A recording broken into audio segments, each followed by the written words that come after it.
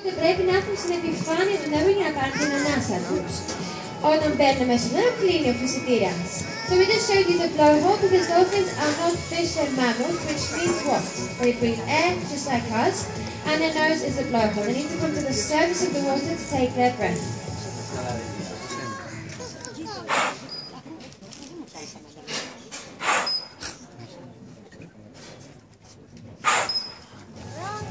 Μπορούν βέβαια να κρατήσουν την ανάσα τους μέσα στο νερό περίπου 15 με 20 λεπτά, αν και εξαρτάται και από το είδος. Γιατί το λιποδέλφινο είναι πιο πολύ επιφανειακό είδος. Δεν χρειάζεται να πάει πολύ μέσα στο νερό και πολύ βαθιά.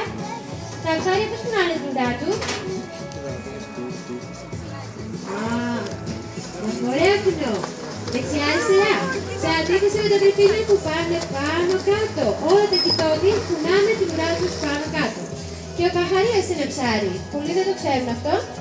Οπότε αυτή η ουρά είναι πάρα πολύ δυνατή, είναι κινητήριος δύναμή τους και αποτελείται μόνο από πυκνό συντελικό ιστό. Unlike fish, you can see the dolphins move their tails up and down, not left and right, and it's very powerful, this tail. They can reach up to 35 kilometers per hour. Δείτε τώρα ένα γρήγορο κολύμπι.